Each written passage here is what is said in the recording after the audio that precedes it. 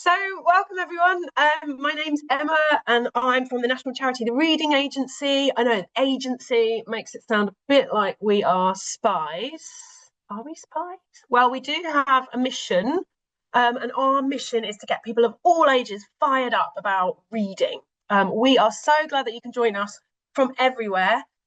Everyone who's joining us from all over, whether that's your school, your local library, or from home, wherever you're joining from. This is a really, really special event to kick off the Summer Reading Challenge 2025. So the theme this year is Story Garden, Adventures in Nature and the Great Outdoors. So that's all about growing your imagination, getting outside, heading outdoors and exploring the magic of stories in nature. And we are going to be joined today by the amazing, drumroll, Dapo Adeola. And he is an illustrator who's helped bring loads of brilliant books to life. Here he is. Hi, Dapo. Hello. He's brought loads of brilliant books to life with his artwork. My own personal favourites, just so you know, are all the rocket stories. So that's Look Thanks. Up and Speak Up. We love the story about her trying to save her local library. If you haven't read those books, then do check them out. Today, Dapo's going to take you behind the scenes. He's going to show you how he draws characters, and he's even going to do a live draw along, so you can join in too. And you can get a chance to ask him some questions, which I'm excited about, and we can find out a bit more about how he became an illustrator. So if you've ever dreamt of writing or drawing your own book, or if you just love getting lost in a story, then this is for you. And just before I hand over to Dapo, you might be wondering, what is the Summer Reading Challenge? You might already know, in which case you can do this face. Whilst I'm saying what it is, you can do this sort of smug knowing face. The Summer Reading Challenge is a perfect way to keep reading fun over the summer holidays. So you can choose books you love, books you want to read, books you want to try. It could be stories, it could be comics, it could be whatever you want. And you can earn rewards as you go. So you can go on story adventures all summer long. So you can sign up at your local library. And then you get a sticker book. It's really super fun getting that. Or you can go online, the Summer Reading Challenge, just summerreadingchallenge.org.uk. And that's how you can sign up. So without further ado, let's get comfy. Grab your pencil. I've got mine. Grab some paper. And let's dive into the world of the Story Garden. So over to you, Dapo.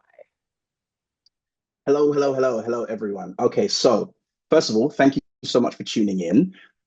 Because I can't see everyone and I don't want to feel like I'm just talking out into space, please feel free to type any questions you have into the chat, which I'm going to keep open while I'm doing the session as well. So yeah, I'll just keep my eye on the chat just in case anything comes up. Okay, so I am the illustrator of this year's Summer Reading Challenge. Very, very honored. Really enjoyed working on that. And today, what I'm going to be doing is I'm going to be taking you through my process as best I can. Bearing in mind that we do have a limited amount of time to get through quite a lot. So I've tried to condense everything as best I can. So I have this Summer Reading Challenge workshop. It should have said webinar, but for some reason I put workshop. So just ignore that workshop bit. I'm going to start off by introducing myself. Here I am. Oh, let's make this take up the whole screen. Can we still see that? We can still see that? Yeah, good. Okay, cool. So I'm Dapo Adeola. I'm a multi-award-winning children's book illustrator and author, as well as a character designer for animation and various other entities. These are some of my picture books and one of my chapter books. I started off with the book Look Up. That's probably the book that most people know me for. It was my first book as an illustrator and my first experience in the children's literature arena. And yes, it's been fun. I've been doing this since 2019. That's when Look Up came out. This feels like a long time ago. Lots of gray hairs have developed since then. This is some of my work that's outside of children's book work. And it should give you an idea about the kind of things that inspire me. I love comics. I grew up reading comics. I've been reading comics for as long as I can remember. Before comics, I was reading Roald Dahl, I was reading Richard Scarry books, Busy World. I was an avid reader. I've been an avid reader for years, decades even. Some of my favorite characters are Spider-Man, as you can see, Teenage Mutant Ninja Turtles. I'm sure you guys are familiar with the Spider-Man cartoons and movies. And I now get to put that stuff into my own work. I get to sort of create my own versions of those things, which is another super fun element of, you know, being a fan of cartoons and storytelling and reading. Here's some examples of some of my book work. Another thing I love about this job is it's always full of surprises. This is my contribution to a book that was called 10 Words, Tiny Tales. And this was one of the most fun storytelling challenges I've ever come across. So my friend Joseph Coelho, who used to be the Children's Laureate, he had a challenge of making a story out of 10 words, like just a sentence. And my 10 words were for sale, hamster cage, some bars bent, some chewed through. And each artist had the job of creating a scene from those 10 words. And I chose to go in a spooky direction. And I chose to tell a story about what would happen if, or what it would look like if two hamsters sharing a cage and one of them was possessed by ghosts. Yeah, so much fun. It's the first time I got to draw ghosts for publication as well. And this is a great example of how a story can function. Like, this is just 10 words. And from those 10 words, my job was to pull a complete story from that one sentence. And I think I did a pretty good job. You know, I've given you a scene that opens up to so many different questions, you know, and that's what makes the story. It leaves enough room for you, the reader, to start wondering, how did the ghosts and the ghosts possess the hamster? What's the story behind this? You know, your imagination can go off in all sorts of different directions from that. Okay, so this is Rocket. Rocket is probably the thing I'm most known for, most famous for. She is the character from my picture book series, Look Up. And her design, so how she came about, my friend Nathan is the author of the book series Look Up as well. And he and I have been friends for quite a long time. And I would say that's another tip I would give you if you want to make stories. Best place you can start is making stories with your friends. So Nathan and I have been friends for a long time, and he approached me in 2015, and he asked me to design a character for a picture book idea that he had, and that's how Rocket came about. You know, he gave me 5 pointers, and I'm going to go over that later on as well. I'm going to show you how that works later on. He gave me 5 pointers, and the pointers were: she's a black girl. I think there were 4 actually. She's a black girl. She loves reading. She's into space, and she wears glasses, and she has big hair. Yeah, those were the 5 pointers that I was given. So from that, I went off and I did a little bit of research, and I based her mannerisms and the way she is on my niece, who was 5 years old at the time. And, you know, I wanted to capture her essence. I wanted to capture how she moves, because my niece is a chatterbox. She loves to ask loads and loads of questions, and she's very curious. So I tried to capture her energy and put it into this character. And that's another tip as well. Like, you know, when I'm telling stories, I look around at the people that I know, and I try to create characters that remind me of them. So that way, when you guys are reading my books, you feel like you recognize something about this person because they remind you of somebody that's out in the world that you might have come across. So this is Rocket. And one of the first things I do is when designing the character, I try to pose them out and just get a feel for how they move. You know, you can get a feel for her attitude by the way that she's chatting away as she's putting on her space jumpsuit. This is Rocket's brother, Jamal. And he was another fun character that I got to design when we were working on the book as well. And this is another example of some of the work. This is drawn in pencil, by the way. So I work both traditionally and digitally. I tried to mix up the styles. So this is Jamal, drawings of Jamal I did. And what I was trying to do here, again, was I was trying to get a feel for how Jamal moves, what's his attitude? What does he look like when his face is looking up, when it's looking down, when it's looking to the side? And once I get these things in place and I figure it out, the character comes to life. And just looking at these drawings, he feels like a real person, like somebody that you might know, you know? Ah, so these characters are from what's probably my favorite book, and I'm not supposed to say this because I'm not supposed to pick books, but my favorite book that I've worked on is a book called We're Going to Find a Monster, or Find the Monster, and it's written by the wonderful Mallory Blackman. And this is some early to finished design that I did for the two main characters. I really, really love working on this book. This book allowed me to like tap into imagination in such a wonderful way. I started off, as you can see on the left side, with the two characters, Charlie and Eddie. And Charlie is the girl, and she's the main character in the story. So you can see how the energy between the two of them works. She's very loud, very boisterous, and he's her younger brother, and he looks up to her. And Charlie's design, if you pay close attention, you can see that her design changes just a little bit from the drawings on the left hand side to the final drawing on the right hand side. So the main change was her hair. I wanted her hair to have its own distinct style. I didn't want it to just be a simple kind of Afro puff, which you kind of see, there's nothing wrong with the Afro puff, but you see it quite a lot in characters in other books. And I really, really wanted her to stand out, not just for the skin condition that she has, but also because of her actual sense of style and fashion. And I think she's a fantastic character. I had so much fun. And this is one of my favorite pictures from the book as well. I got to draw loads of really cool animals, like a giant wolf in this as well. It was so much fun. And this is another spread from the same book. I got to see someone's talking in the chat. I'm just going to have a look at the chat.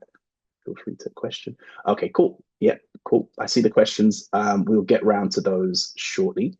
Okay, so, oops. So this is a spread from the book as well. In the book, Charlie and Eddie are going through their house and they're using their imagination to imagine this crazy, fantastic, larger than life adventure.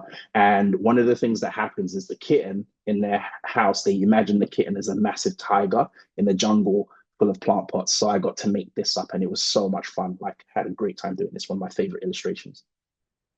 Uh, ah, this book is for slightly older readers. So the books that I've talked about up until this point, they're all picture books. This book is what's known as an early reader's chapter book. So it's got a little bit of a longer word count and a bit of a bigger story than you would find in your average picture book, and a lot more characters as a result. So this is an example of me having to come up with like a really broad kind of diverse roster of characters. And I really had fun doing this. The book is set in space on a floating space station. And, it was really lots of fun coming up with these characters. And it was important to, again, try and make them feel unique so they don't all look the same, and try and give them elements of personality that come across the first time you look at any single drawing of them. I had so much fun doing this. Okay.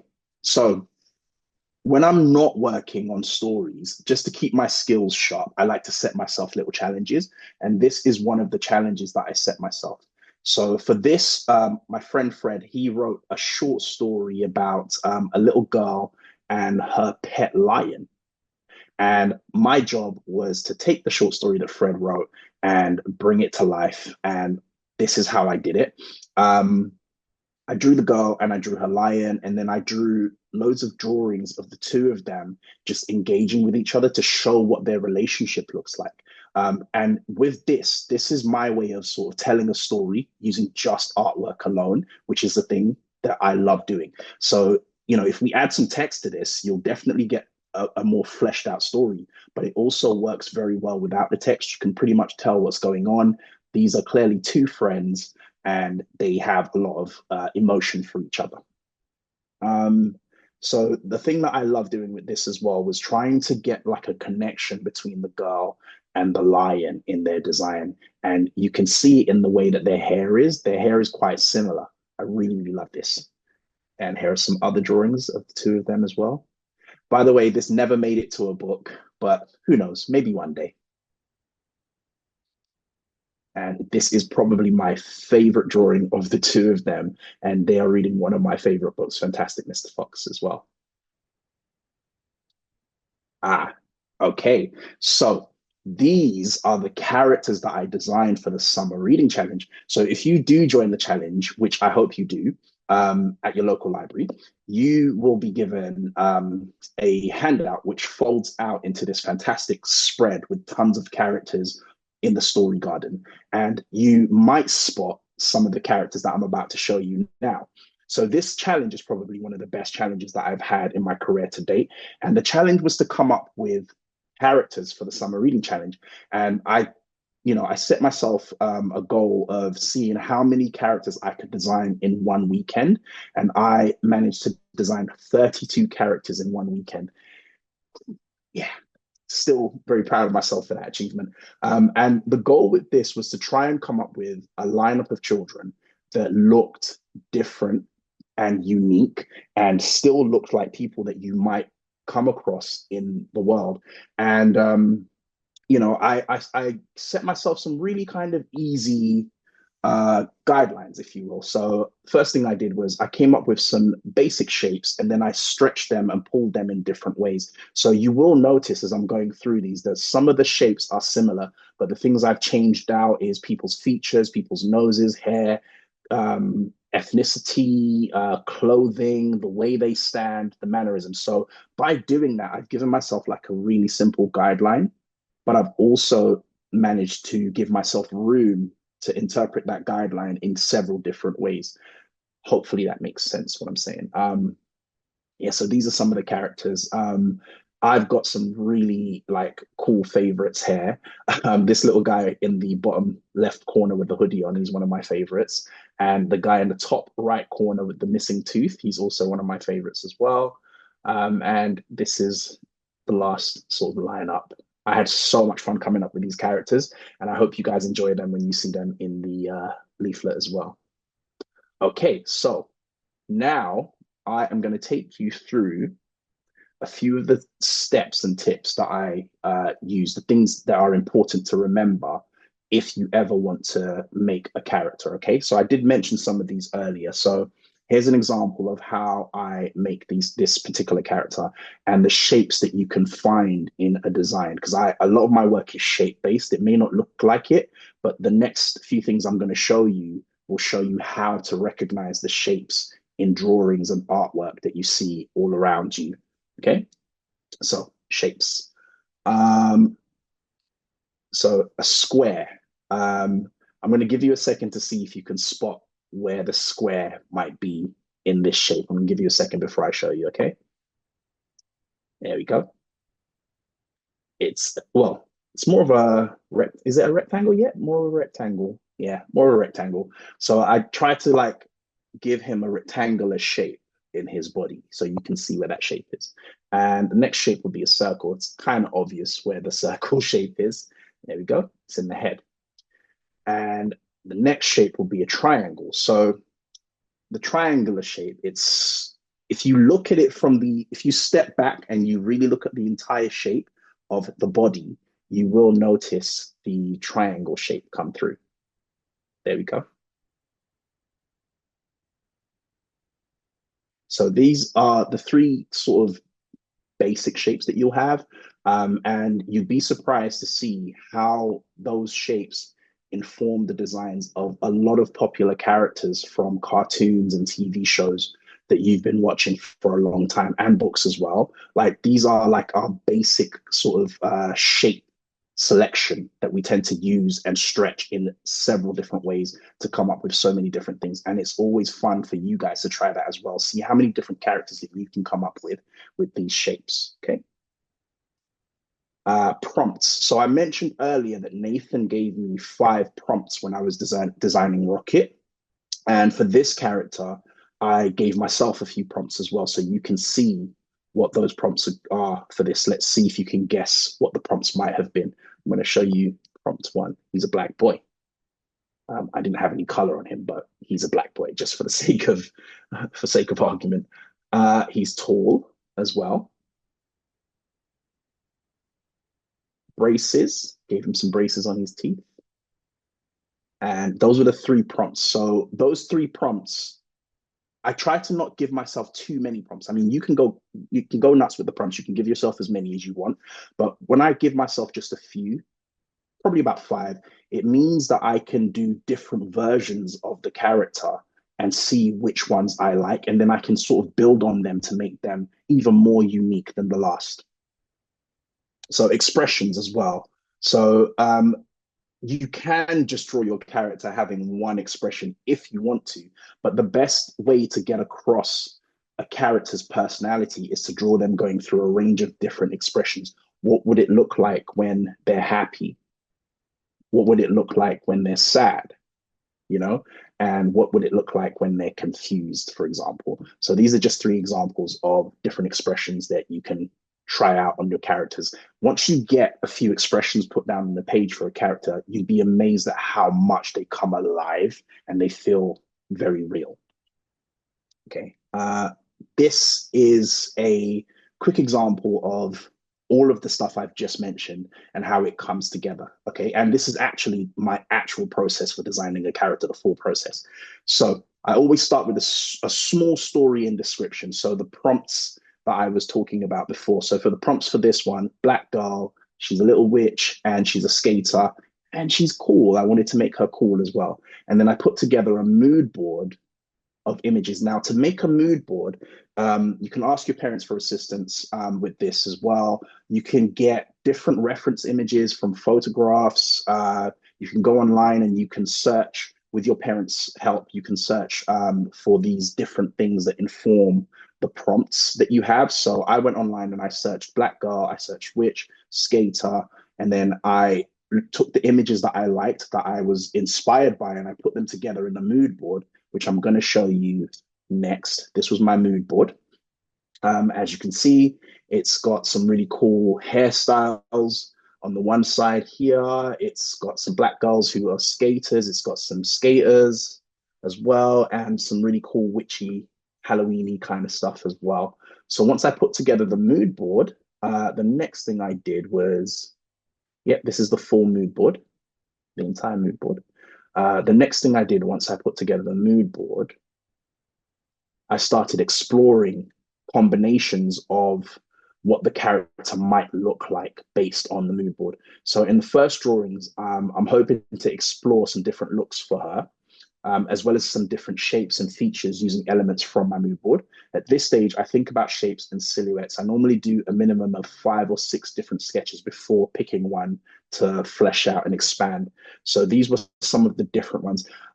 These aren't as different as I would like. So there is some, her hair is different in some of them. Her body shape is different in some of them. Her shoes are different in some of them. It's more, I was more focused on fashion and aesthetics than anything else. So I didn't really go too, there's not too much of a variety of different shapes that you're going to see in this one here. And once I picked the design that I liked, which was this design down here, once I picked the design I liked, I started to do those explorations I was talking about. I started to explore facial expressions and different poses. What does she look like when she's running, when she's standing at a different angle? Her eyes closed when she's happy, when she's looking a little bit suspicious. What does she look like in different poses and expressions? And she really started to come to life at this stage as well. So this is a little bit more advanced. So this is another thing I took from the mood board as well. So when I got the mood board together, I made sure that, because I wanted her to feel like an authentic skater, I wanted to take some of the poses from the skating reference pictures that I got from the mood boards. And this is how I did it. So you don't have to draw everything. Like, you don't have to, it doesn't have to be like super accurate.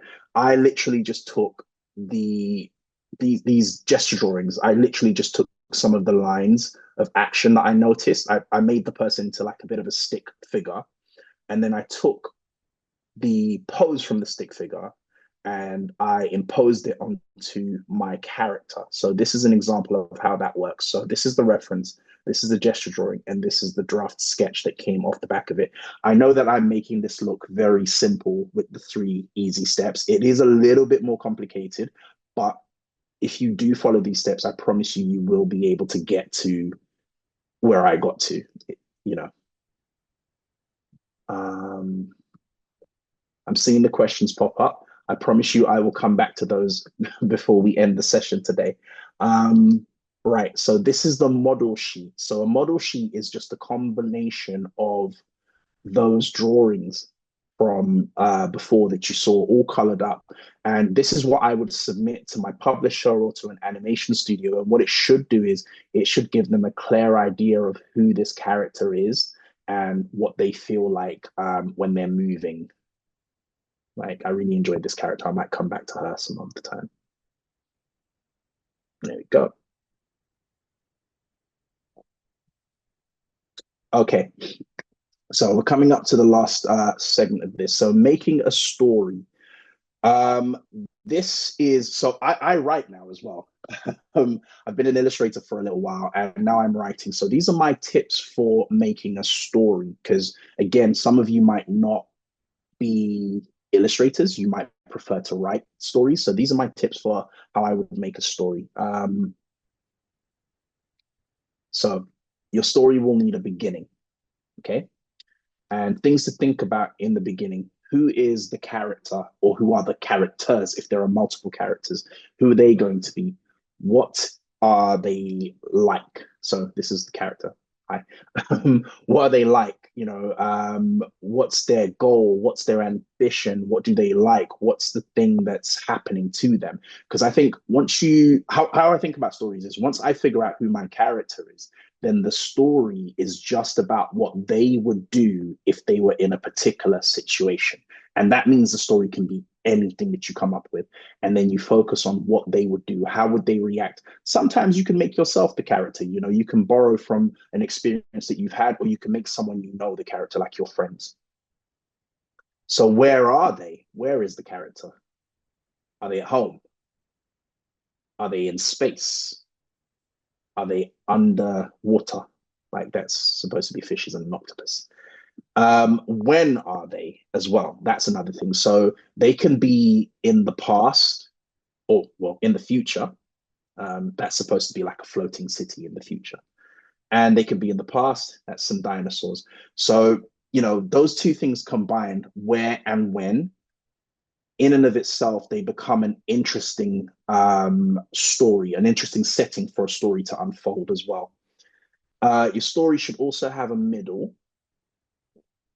So things you want to think about in the middle of your story. Where will your character go? So yeah, it's a map showing the journey. So most story formats have a character going from one place to another and the story unfolds along that journey. So that's something that you should be thinking about as well. Not all stories have to function in that way. Some stories can take place in the very same place, but it's something to think about as well. It's an option to consider. Who will they meet on this journey as well? So which other characters will be in the story? You know, will they meet some monsters? Will they meet some pets and animals? Will they meet some mythical creatures as well? All of these are super fun elements as well that make stories really pop and come alive. And what will they find on the journey as well? Will they find some treasure? Will they find themselves? Or will they make new friends along the way? Your stories should also have an end. Okay. So things to think about when you're thinking about the end of the story. Will it have a happy ending? You know, will it all be tied up in a nice little bow and resolved peacefully?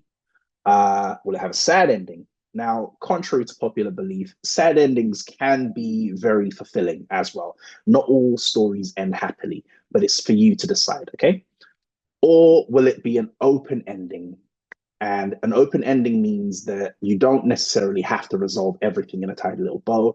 It can leave room for more adventures to take place in the world and other stories to unfold off the back of it as well. So these are my tips for making a story. I will put together a PDF of these two spreads about making characters and making a story, and that should be available to you for you guys to download as well. I'll get the reading agency to put a link up and send that out. Let's see. So bringing this segment to a close. Let's see how we're doing for time. Yep, we're good for time. Um, so these are my tips for making stories. Read lots and lots of books, watch lots of different types of films and shows, and listen to lots of different types of music. That is where I get a lot of my inspiration from. Like, I am still till this day an avid reader. I read loads of comics, I read loads of novels, lots and lots of picture books. I love reading picture books because nowadays we have picture books that can tell you so many different types of stories. And also, I don't think picture books have an age cap as well. So it doesn't matter if you're older, feel free to read picture books. I read loads and loads of picture books. And what I found was, because I read so many books and watched so many films and TV shows and all the rest of it, even video games as well, a lot of the work that I make is very well informed because I've trained my eyes on the content. So I know what's fun and what's not. And I kind of I'm more confident when it comes to storytelling because of my knowledge that I have of the different stories and types of storytelling that exist in the world. Two, learn to listen to the people and the world around you. I find that, a lot of really cool stories, a lot of really cool ideas for characters come from the world that we live in and the people that inhabit the world. Like I said, Rocket was based on my niece who's 5. And I always try and have, who was 5 at the time, sorry. And I always try and have an element of something from the real world in the characters that I make. And I'm having tons of fun at the moment making characters for my new stories that I'm working on that are informed by all these people that I know. So much fun reimagining people and reimagining the world around you in your stories. Number 3, study the work of other artists. Now, when I say study, I don't mean set yourself homework. That's not what I mean at all. I mean, get comfortable looking at the work of other artists who you like and try and learn to see the shapes and the colors and the design choices that they make in the work. I started off actually by copying a lot of work from people who I liked. Me and my best friend at the time, we were like 7 years old, and we used to draw all the levels from our favorite video games, our favorite cartoon characters. We used to draw that all the time. And that was a really, really great way for learning. I wasn't even thinking about learning at the time. It was just so much fun to draw like Mario and Sonic in my own style with my friend. And we used to swap our drawings. And when I got older, because I've been doing that for such a long time, I don't know what happened, but like, it just became really easy for me to do that. I don't know if that makes any sense, but yeah, that's what I mean when I say study the work of artists. Study the work that you like. If you like a piece of artwork, maybe, redraw it in your own style and see how that looks. And the last tip, it's a little bit controversial, but avoid using generative AI. Now, the reason I say avoid using generative AI is because there's a lot of that going around at the moment. And it seems easy, but when you outsource your work to the AI, you're not actually learning how to make stories. The computer is doing the work for you.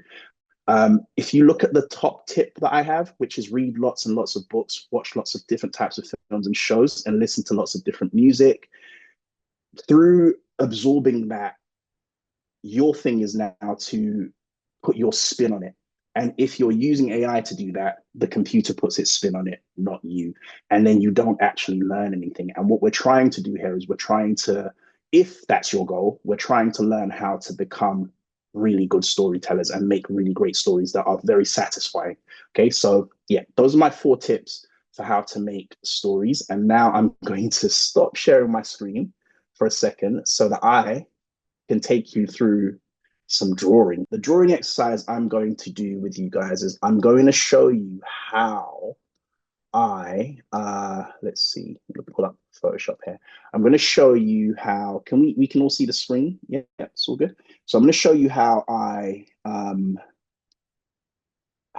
turn faces. So I've got these 9 circles here. And what I'm going to show you is how I turn a face, okay? So let's see if you can see this clearly. So you can see the red lines I've put through the face. So how I turn a face.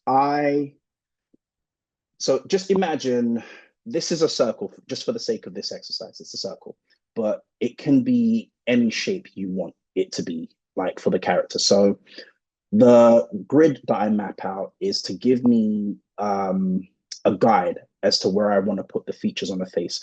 Most people draw faces and they draw them face on like this, okay? And you would have your eyes here, your nose here, and your mouth here. Now, again, the face can change depending on where you decide to put features. Okay, so for example, if I put the mouth lower, that changes that face. Let's see. If I took the eyes and I put them up here, you can see that changes that face. So have a little fun playing around with that. Okay.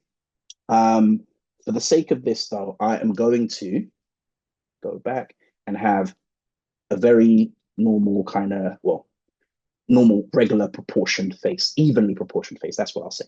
And this is a straight view looking head on. Okay, so maybe we'll add some ears so you can see where all those different things fall on my grid. So the line that you draw across the middle connects your ears, and the line you draw from top to bottom is where you would hope the center of the face would be. And again, you can shift features around and achieve different types of faces that way.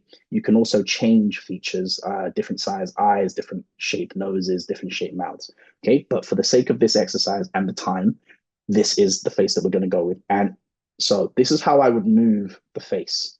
So you move the line, the grid, sorry, you move the grid. That's the red lines that you can see. You'd move them a little to the side like this, or you draw them a little to the side like this. And what would happen when you do that is you think about the way that the shape of the nose and the eyes would turn. So this is a teardrop nose. What does a teardrop nose look like when it turns to the side? And it would go something like this. What would those eyes look like when they're turned to the side, when they're looking to the side? They wouldn't really change much in terms of shape. They don't have to. What would happen is the pupils, the little black dots, they would move to the side like this, right? So what would happen to the ears when a face moves to the side? So we'd lose this ear, and this ear would move with the face, okay? And the hair, let's see. And the mouth.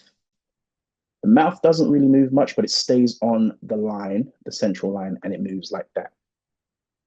I don't know. Hopefully you guys are following this and I'm not going too fast. And it would be the same thing again for this side. So nose moves this way, eyes, pupils this way, and hair this way, and ear this way, and mouth this way. Right. That's if you're just sort of in the center. Now I'm going to show you how to do that if you want to do a character that's looking down. Okay. So again, it's the same thing. We've got the mapped out sort of red grid lines there that show you the center, and then the line that comes across that shows you where each kind of feature would fall. So for this, because the character is looking down, we are now going to be seeing the top of their head a little bit more.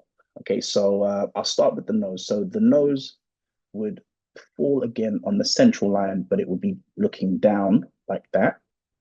The eyes again, be hair as well, but the pupils move and they'd be looking down like this.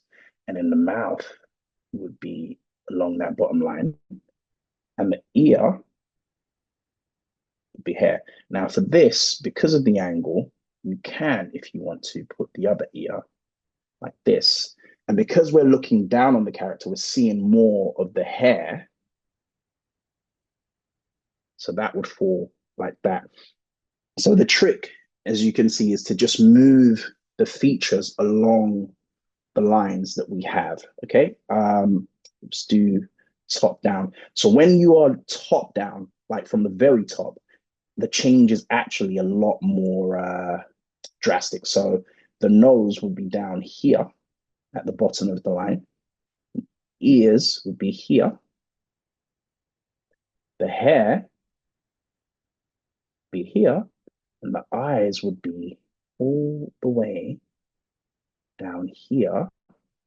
And the pupils down there. So there we go. That's the top of the head looking down. And then the other side, eyes here.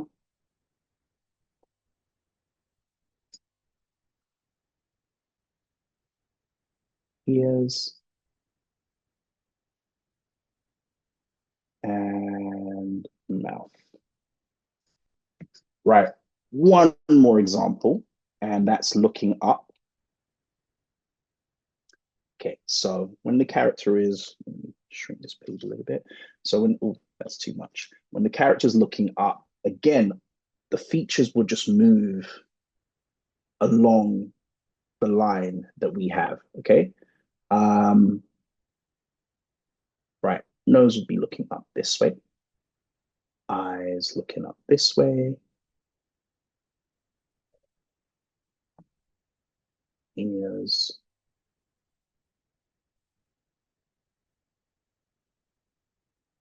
And mouth. Go. And in the center, we would have the nose because we kind of be looking up the nose. Put some little nostrils there. There we go. And eyes like this. Up. Hair. Ears. And mouth. And then off to the other side. Features would fall like this.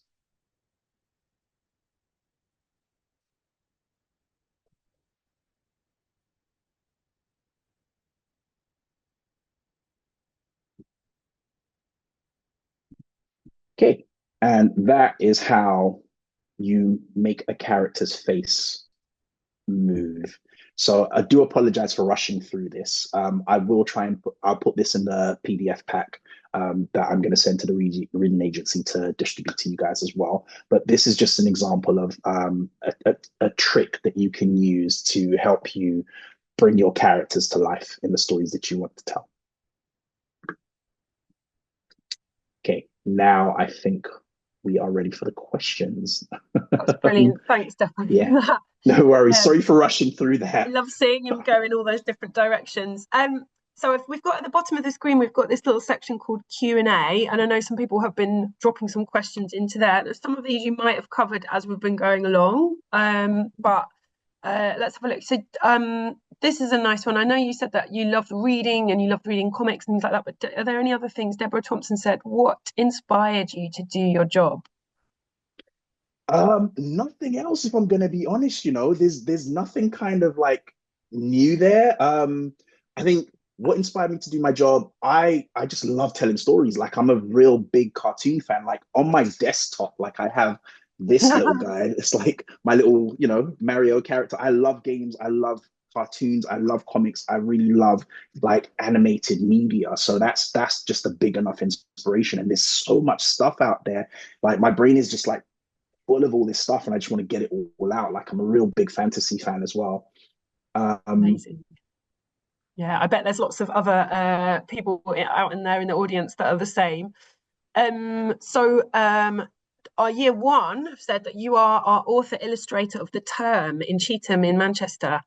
And they've loved looking at your stories in class. They want to know what your favorite book is. Oh, that's a hard one. So it's not that hard. It should be harder if I'm going to be honest, but it's not that hard. So my favorite book is a book called We're Going to Find a Monster. I did cover it in the session that we had today. I just love that book. I love the characters. I love the story. I just love the world that I got to make. Now, this new book coming out in a month or so is called Super Goat Girl. And this book here is a strong contender because, again, I just love the characters. And I got to draw like kids that have like superpowers. in this as well. Like it was so much fun. So these are my two favorite books. And then my third would probably be Hey You, because that was such a deeply personal book for me. And it was a great tool for putting a spotlight on other Black artists whose work I felt the world really needed to see. So those are my top three favorite books. Brilliant. Oh, I can't read. Wait to read. Go, girl. How Georgia Cresswell wants to know, how did you learn how to draw? Mm. Um, I think I did cover that a little bit, but I will expand on it. Like I've been drawing since I was 7 years old. I'm what's known as a self-taught artist, and that meant that I had to just learn on the kind of go. Um, the shortest answer to that, the most straightforward answer to that is I just drew lots and lots and lots and lots and lots. And even up until today, I had to redefine what people call a bad drawing or a mistake. And I believe that there's no such thing as bad drawings. There are only drawings that you can learn from. So if you do a drawing and you don't think it's great, that's fine. That's absolutely fine. Just draw it again and again and again and again and again and again, and stop trying to get the perfect drawing and just focus on having fun, and you will be amazed at what happens. Yeah, that's amazing. Thank you, Dapo. And do you sell any merch? I wanted to know I based off your do. I drawings. have an Yeah, online shop which is really easy to find. Like if you just type my name in on Google and type shop, it will come up. Like it's okay, really okay. easy to find. Search it How long up. does it take me to draw a character from the initial ideas mood board to the completed character?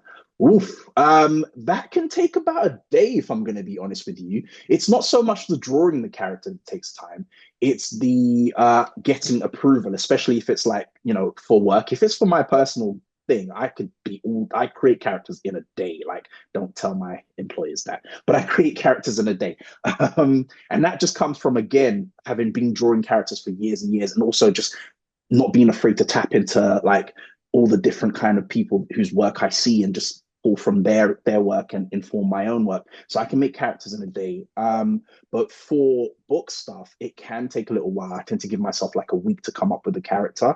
But I try to make sure, because it's a character that I'm going to be drawing again and again and again and again and again. That's why I do all those explorations for the different ways the face can turn and the head can move. Because if I get familiar with that, it makes my job making the book a lot easier.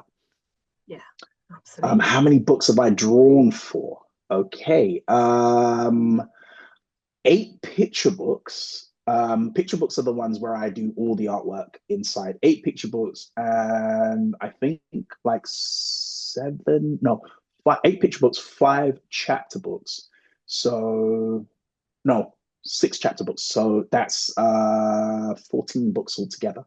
Yeah, 14 books. It's been a very busy few years. What is my favorite thing to draw? I love drawing animals. Absolutely love drawing animals. I can't get enough. I love drawing animals, and now I really love drawing fantasy creatures as well, which you'll see a lot of in the Reading Agency Summer Reading Challenge. Yeah, those are my favorite things to draw. Oh, question from Lordswood Boys School. One, when you became an illustrator, did someone invite you to be one, or did you just start to ask other writers to draw for their story? I became an illustrator at the age of 7, and nobody invited me. I just wanted to draw, so I drew. It's really that simple. When it was about making books, as in, making lookup, luckily enough, I was working with my friend Nathan, who had the idea for the picture book, and he was the person that gave me the prompt to create Rocket, and we worked together to make the story. But you don't need to wait for anybody to give you permission. Just go for it. How does it feel to be an illustrator? It is the greatest feeling in the whole entire world. I get to come up with worlds. I get to build characters. I get to make whatever is in my head. Like, it's such a good feeling. It's a very, very addictive feeling, and I absolutely love it. When did I get really good at drawing? I'm so happy that you think I'm really good at drawing. um, I have fun.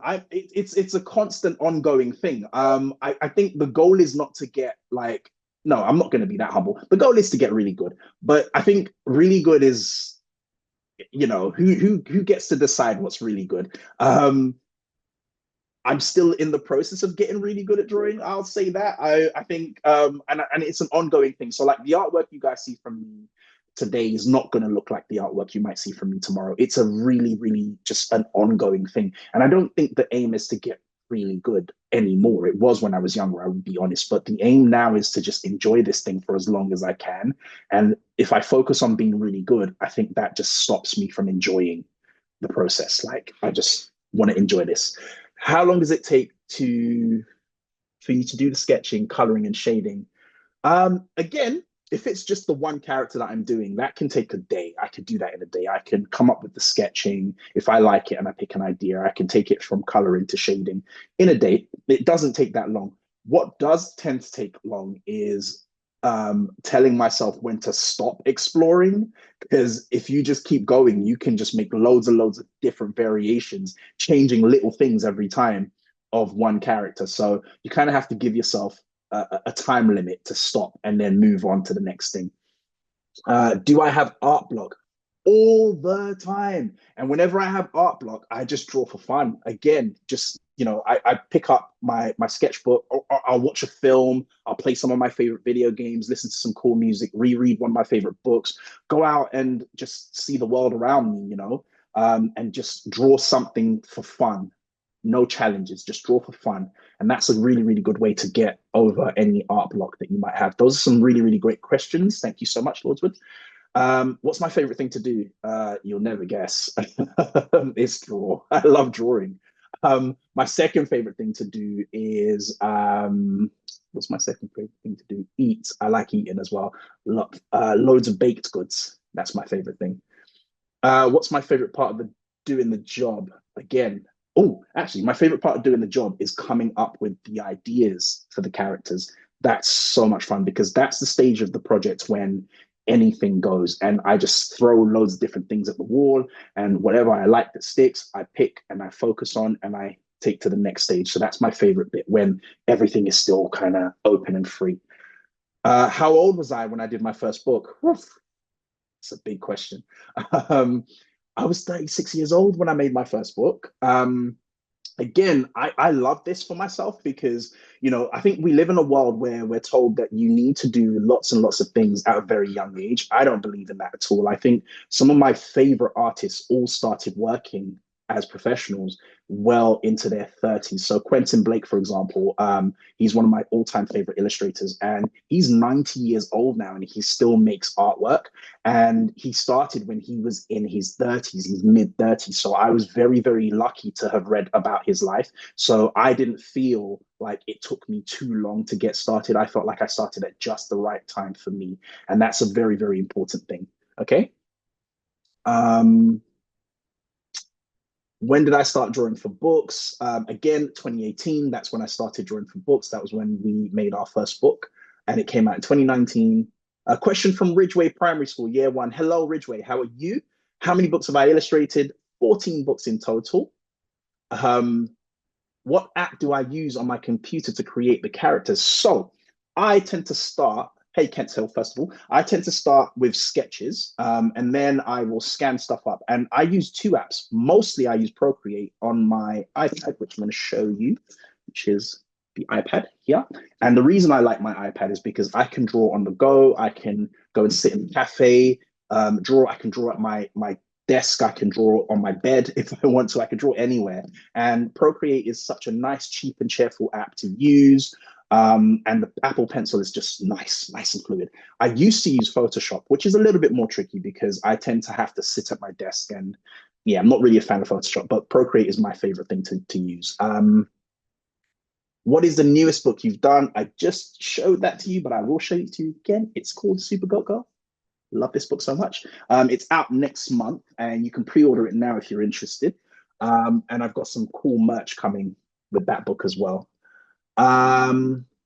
What is my favorite character that I've drawn? Yes, six. Hey, Kent Hill again. My favorite character is Charlie from We're Gonna Find the Monster. I love her because she's just such a cool character. I love her energy. And I love that I got to draw a character with a pot on her head. So when it comes to World Book Day, it's always great to get lots of pictures of kids walking around school with pots on their heads. That's fantastic. Have I got any other hobbies apart from drawing? What's my favorite football team? If I wasn't an author, what would I be? And what's my favorite drawing that I've ever done? And where do you start drawing? That's a lot of questions, but I will go through them in bullet time. Okay. Other hobbies apart from drawing. I love working out. I love exercising. I love film. I love cinema. I just, yeah, those are my other hobbies, if I had to call them hobbies.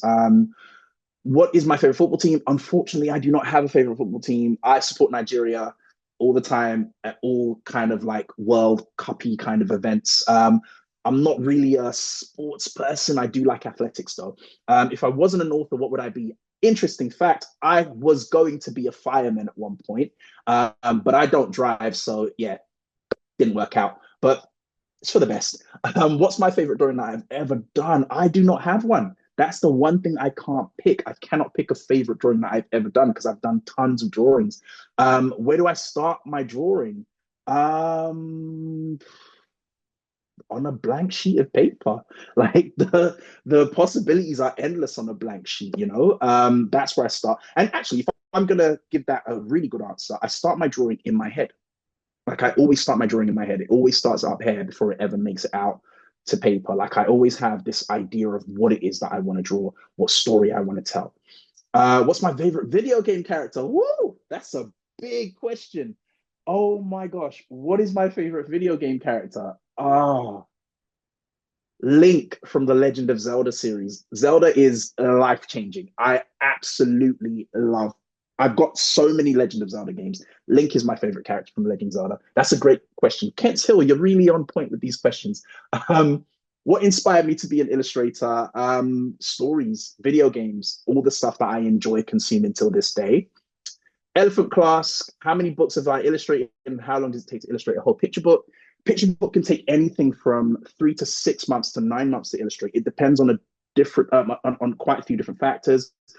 Because we only get paid a certain amount for a particular picture book, we tend to take on multiple stories at a time. So we will find ourselves at any given time working on 2 to 3 books at a time. So because of that, it can take about 6 months to 9 months to illustrate a picture book. If I'm just working on the one book, it could take me about 3 months. Again, it depends on the feedback I get from the team I work with as well. I've answered this question already. What inspired me to be an illustrator? Why did I want to become an illustrator? Again, to tell stories. Where do I get my inspiration from? I've answered that again. Do I like my job as an illustrator? Yes, I do. Why did I decide to base characters on people that I know? Because people that I know, they're people that I know. And there's something really cool about showing the character to the person and just seeing their reaction as well. Is it very difficult to create a character from scratch? Not really, because they're never really created from scratch. They're always created from something that I've taken in, whether it's a book I've read, a story I've seen, a film I've seen, a person I know. Sophia from Cleves, apart from illustrating, what do I do for fun? Again, I watch lots of films. My life is a loop and I love it that way. If I'm not complaining, if it ain't broke, I don't fix it. I love reading. I love going out to new places as well, like going on holidays, visiting new countries, learning about their stories, their mythology, their folklore. Like I'm a real nerd about this kind of stuff. And if I had to pick my favorite author, who would it be? Oh, you guys are a little too young for my favorite author. When you get a little older, oh, actually, maybe not. Terry Pratchett is one of my favorite authors. Like he's a phenomenal storyteller. Like he is one of my favorite authors. Check out his Discworld stuff. I think it's just about the right age for you guys. How long does it take to draw a character? It can take anything from a day to a week. How many years have I been an illustrator for? I started in 2018, and that is what? My maths is terrible. That's why I draw for a living. That's like 7 years. So yeah, it's been a great time. Do I need lots of expensive equipment to start drawing? No. Pencil and paper. Like, in fact, I think I want to go back to just pencil and paper for fun. Like, you can start with a pencil and paper. You can draw on a napkin. Have I helped out with other authors all the time? A huge part of my career is about putting a spotlight on other people and other talents so that it's not so lonely out here working, because the job can be very lonely. So I love to build like a community of different authors. It's really important to me.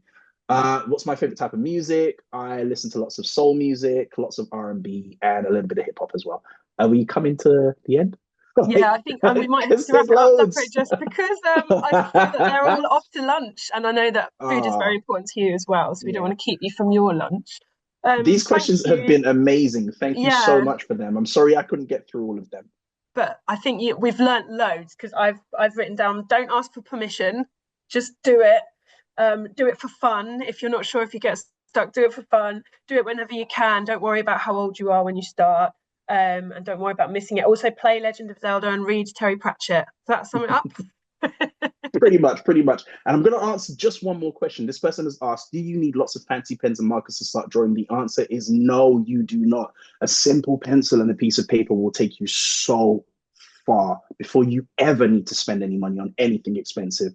A simple sheet of paper and a pencil will take you so far. Amazing advice. Thank you, Dapo. Can we all just give them I'm just imagining now. Yeah. Cheers, cheers, cheers from all the classrooms, all the people watching. Can you have a huge round of applause to Dapo? Thank you to everyone so much for joining, for all those brilliant questions. And make sure you sign up for the summer reading challenge. You can go online and sign up. You can go to the library and sign up. Your teachers, if you're in school, might help you sign up too. So thank you so much for joining us today. Thank you so much, everyone. Thanks for saying goodbye. Bye.